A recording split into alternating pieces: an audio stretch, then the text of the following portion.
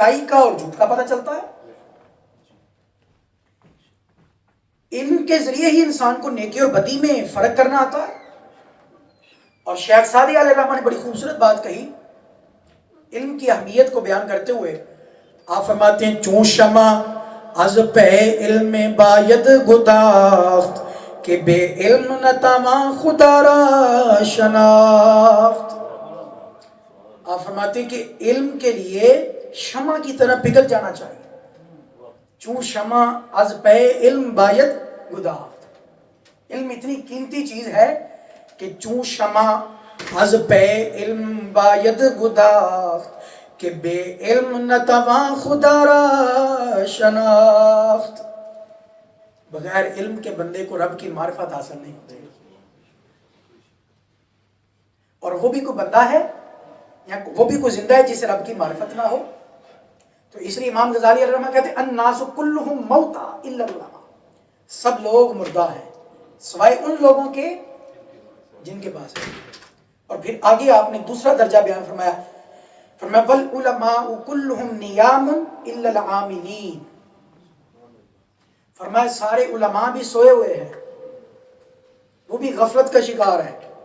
الا العاملین سوائے ان علماء کے ان علم والوں کے جو اپنے علم پر عمل کرتے ہیں. پہلے فرمایا سارے لوگ مردہ ہیں سوائے ان کے جن کے پاس. اور پھر کا جو علم والے ہیں وہ بھی خواب غفلت میں ہیں وہ بھی سوئے ہوئے ہیں وہ بھی نیند میں ہیں. جاگ وہی رہے ہیں کہ جو اپنے علم پر عمل کرتے ہیں. والعلماء کلہم نیام الا العاملین. اور اس والے سے قرآن پاک میں اللہ تبارک تعالیٰ نے کئی مقامات پر ارشاد فرمایا. مثلا ایک جگہ فرمایا مثل الذین حملوا التوراۃ ثم لم يحملوها كمثل الحمار يحمل اسفارا. فرمایا ان لوگوں کی مثال کہ جنہیں تورات عطا کی گئی کتاب دی گئی علم دیا گیا لیکن اس علم پر وہ عمل نہیں کرتے. فرمایا ان کی مثال کمثل الحمار گدھے کی طرح ہے. اس گدھے کی طرح جو بوجھ اٹھاتا ہے جس کے اوپر کتابیں لاد دیں تو وہ اس کے اوپر کتابیں ہوں یا آپ اینٹوں کا بوجھ رکھ دیں یا کوئی اور چیز رکھ دیں اس نے تو بوجھ ہی سمجھنا. فرمایا اس کی مثال اس گدھے کی طرح ہے کہ جس کے اوپر کتابوں کا بوجھ لادا ہوا ہے. جس کے اوپر کتابوں کا بوجھ لادا ہوا یعنی یہ عالم بے عمل کی مثال ہے. اور اس کے بعد پھر امام غزالی فرماتے ہیں والعاملون کلہم فی خسران الا المخلصین. عمل کرنے والے بھی سارے کے سارے گھاٹے میں ہیں. پہلے کہا علم پھر اس کے بعد عمل اور پھر اپنے علم پر عمل کرنے والے بھی سارے کے سارے گھاٹے میں ہیں. الا المخلصین سوائے ان لوگوں کے جو اپنے عمل میں اخلاص پیدا کرتے ہیں. جو عمل کرتے ہیں تو فقط اپنے مولا کی رضا کے لیے کرتے ہیں. دیکھیں ایک عالم اپنے علم پر اگر اس لیے عمل کرتا ہے اس نیت سے کرتا ہے کہ لوگوں کی نظر میں اچھا بن جاؤں لوگوں کی نظر میں میرا تقویٰ طہارت جو ہے وہ واضح ہو لوگوں کی نظر میں متقی پرہیزگار بن جاؤں لوگ مجھے اچھا سمجھیں نیک انسان سمجھیں. وہ لوگوں کو راضی کرنے کے لیے اگر وہ ایسا کام کرتا ہے تو پھر وہ اس کا عمل اللہ کی پاک بارگاہ میں درجہ قبولیت حاصل نہیں کر سکتا. اور وہ درجہ قبولیت کب حاصل کرے گا جب اخلاص پیدا کرے گا. والعاملون کلہم فی خسران الا المخلصین کہ اخلاص والے ہی جو ہیں انہی کا عمل جو ہے وہ اللہ کی پاک بارگاہ میں درجہ قبولیت حاصل کرتا ہے. اور پھر اس کے بعد چوتھا درجہ جو امام غزالی علیہ الرحمہ نے بیان فرمایا والمخلصون کلہم علی خطر الا الخائفین. فرمایا اخلاص والے بھی خطرے میں ہیں. اخلاص والے بھی خطرے میں ہیں سارے کے سارے الا الخائفین. وہ اس خطرے سے کیسے باہر نکل سکتے ہیں؟ وہ اس خطرے سے تب باہر نکلیں گے جب وہ اخلاص کے ساتھ ساتھ اپنے دل میں خوف خدا بھی پیدا کر لیں رب کا ڈر پیدا کر لیں کہ کہیں اخلاص بھی نہ چھن جائے. تو ہمیشہ ڈرتے رہیں اللہ کی پاک بارگاہ سے. والمخلصون کلہم خطر. فرمایا اخلاص والے بھی وہ بھی خطرے میں ہے الا الخائفین. تو یہ بالترتیب امام غزالی علیہ الرحمہ نے 4 درجے بیان فرمائے. فرمایا سارے لوگ مردہ ہیں سوائے ان لوگوں کے جو علم والے ہیں. پھر کا علم والے بھی سوئے ہوئے ہیں سوائے ان لوگوں کے جو اپنے علم پر عمل کر رہے ہیں. اور پھر کا عمل والے بھی گھاٹے میں ہیں سوائے ان کے کہ جو اپنے عمل کے میں اخلاص پیدا کرنے والے ہیں. اور فرمایا پھر اخلاص والے بھی جو ہیں خطرے میں ہیں سوائے ان کے کہ جو رب کا ڈر پیدا کیے ہوئے ہیں, اپنی ذات میں رب کا ڈر پیدا کیے ہوئے ہیں. تو اس والے سے ہمیں یہ پیش نظر رکھنا چاہیے, یہ دعوت تبلیغ کی روح ہے. یہ جو پہلی بات بیان کی جا رہی ہے حسن نیت, اخلاص, اللہ کا ڈر, اور اس کے ساتھ ساتھ اخلاص ہو کہ یہ میں کام جو دعوت تبلیغ کا سر انجام دے رہا ہوں فقط اپنے مولا کی رضا کی خاطر. اگر یہ کام نہ ہو, مولا کی رضا نہ ہو, تو پھر سارا کا سارا کیا کا کیا دھرا چلا جاتا. اس والے سے ایک حدیث پاک, قیامت کے دن 3 شخص اللہ کی پاک بارگاہ میں ایسے بھی پیش ہوں گے, ان میں ایک نامور قاری ہوگا, ایک نامور سخی ہوگا, ایک نامور شہید ہوگا. اللہ تعالیٰ کی پاک بارگاہ میں انہیں پیش کیا جائے گا. رب کائنات ان سے سوال کرے گا, قاری سے پوچھے گا کہ اے قاری, تجھے میں نے نعمتیں دیں, تو نے ان نعمتوں کا کیا کیا؟ جو تمہیں نعمتیں عطا کی گئیں ان نعمتوں کا کیا کیا؟ وہ کہے گا کہ باری تعالیٰ میں نے تیرے کلام پاک کی خدمت کی, علم کو لوگوں تک پھیلایا, دین کا کام کیا. تو اللہ تعالیٰ پوچھے گا کہ اے میرے بندے یہ بتا کہ یہ تو نے کیا میری رضا کے لیے کیا یا لوگوں کی نظر میں اچھا بننے کے لیے, یا اس لیے کہ لوگ تجھے قاری کہیں, عالم دین کہیں, اس لیے کیا؟ وہ کہے گا حق بات تو یہ ہے کہ میں نے لوگوں کے لیے, لوگ مجھے قاری کہیں, میرا چرچا ہو جائے. اللہ تعالیٰ فرماتا ہے جس چیز کے لیے تو نے کیا تھا وہ چیز تو میں نے تمہیں دنیا میں عطا کر دی, وہ تو تمہیں دنیا میں عطا کر دی. شہرت کا تو پجاری تھا, لوگوں کی نظر میں اچھا بننا چاہتا تھا, تو چاہتا تھا میرا چرچا ہو, تیرا چرچا ہوا, تیرے چرچے کو پھیلا دیا, تو ایک معروف مشہور قاری بھی بنا, عالم بھی بنا. اللہ تعالیٰ حکم دے گا اسے گھسیٹ کے دوزخ میں لے جاؤ. اسی طرح سخی کا حال بھی ہوگا. اللہ تعالیٰ اس سے بھی پوچھے گا میں نے تمہیں نعمتیں عطا کی تھی, تم نے ان نعمتوں کا کیا کیا؟ تو وہ بھی یہی کہے گا کہ میں نے تیرا مال مخلوق کے لیے خرچ کیا, تیری راہ میں خرچ کیا. اللہ تعالیٰ یہی سوال کرے گا اس سے, کیا تو نے میری رضا کے لیے کیا یا لوگوں کی نظر میں سخی بننے کے لیے, اس کی نظر میں, لوگوں کی نظر میں اچھا بننے کے لیے کہ میرا چرچا ہو؟ ظاہر وہاں جھوٹ بولنے کی مجال تو نہیں نہ ہوگی. کس کی بارگاہ میں وہ کھڑا ہوگا؟ کہے گا حق تو یہی ہے کہ میں نے لوگوں کی نظر میں سخی, تاکہ لوگ مجھے سخی کہیں, میری سخاوتوں کا چرچا ہو. تو اللہ تعالیٰ نے کہا اس کے لیے کیا تھا, یہ تو ہم نے تمہیں عطا کر دی, چرچا تیرا کر دیا, شہرت تجھے عطا کر دی کہ تجھے ہر بندہ سخی سخی کہتا تھا. اور اسی طرح شہید کا ہے, تو شہید سے پوچھا جائے گا تمہیں نعمت عطا کی, اس نے کہا میں نے اپنی نعمت جو تو نے مجھے جان دی, انہوں نے جان میدان جہاد میں لڑتے ہوئے تیری راہ میں قربان کر دی. اللہ تعالیٰ پوچھے گا کس لیے قربان کی؟ میری رضا کے لیے یا اس لیے کہ لوگوں میں تیری بہادری کے چرچے ہوں اور تیرا چرچا ہو, تیرا ذکر ہو, اور تیرا ذکر مشہور ہو جائے ہر ایک کے درمیان, اس لیے کیا؟ وہ کہتا ہے اسی لیے کیا.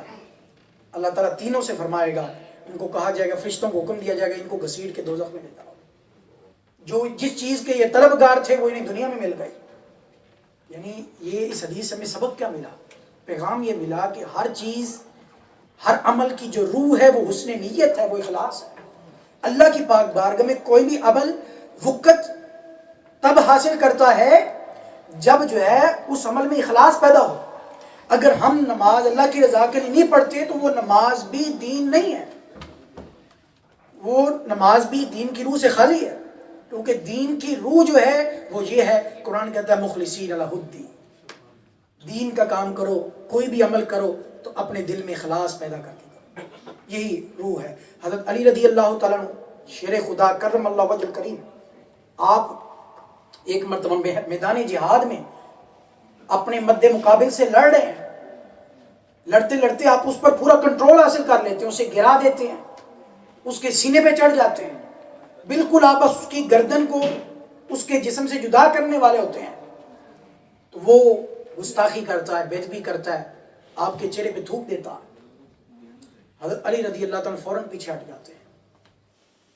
حضرت علی رضی اللہ تعالیٰ عنہ، اب ذرا سوچیں، میدانی جہاد ہے، دشمن کے ساتھ مقابلہ ہو رہا ہے، کفر کے ساتھ مقابلہ ہو رہا ہے، اور ایسے عالم میں دشمن پر پورا کنٹرول بھی ہے، بس ابھی چند لمحوں میں اس کی گردن جدا ہونے والی تھی، اس کا سر تن سے جدا ہونے والا تھا، لیکن جب اس نے یہ عمل کیا تو حضرت علی رضی اللہ تعالیٰ فوراً پیچھے ہٹ گئے۔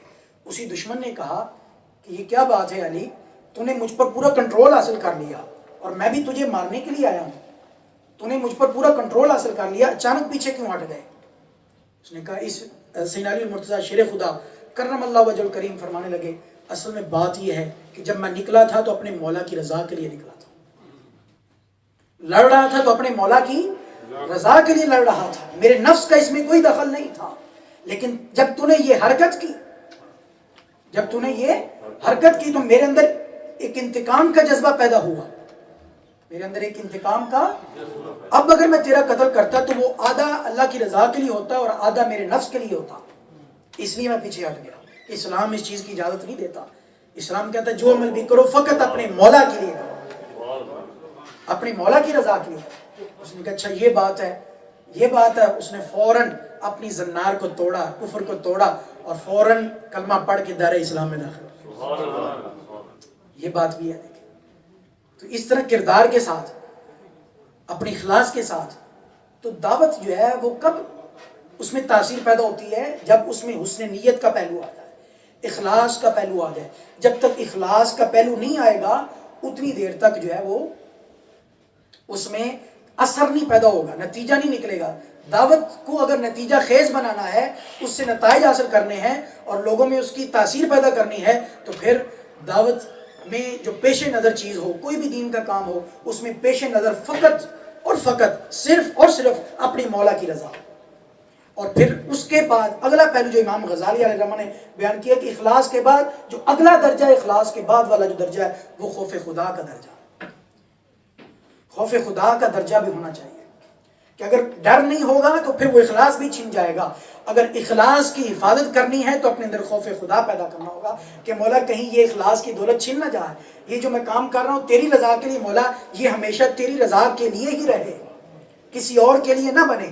یہ ڈر رہنا یہ اس اخلاص کی حفاظت کرتا ہے۔ عید کا دن تھا، لوگ، اور سیدنا عمر ابن خطاب المعروف فاروق اعظم رضی اللہ تعالیٰ کا زمانہ تھا، آپ کا زمانہ خلافت تھا، تو لوگ ہجوم کی شکل میں سیدنا عمر فاروق رضی اللہ تعالیٰ کے کاشانہ خلافت میں حاضر ہوئے، آپ کے در اقدس پر حاضری کے لیے، ملاقات کے لیے جب پہنچتے ہیں تو دیکھتے کہ سیدنا عمر بن خطاب کمرے میں بند ہو کر آپ زارو کتار رو رہے ہیں، زارو کتار۔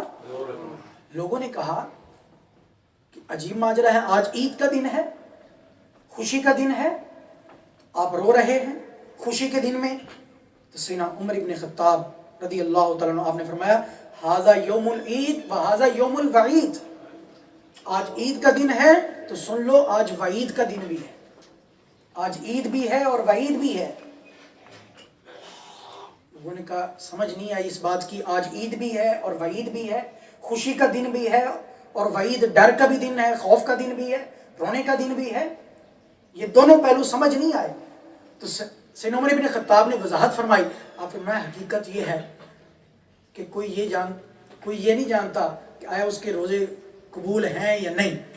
کچھ ایسے ہیں جن کے روزے اللہ کی پاک بارگاہ میں قبول ہو چکے، ان کے لیے تو خوشی کا دن ہے، اور کچھ ایسے ہیں کہ جن کے روزے ان کے منہ پہ مار دیے گئے اخلاص نہ ہونے کی وجہ سے یا دیگر کوتاہیوں کی وجہ سے، تو وہ جن کے روزے قبول نہیں ان کے لیے وعید کا دن ہے۔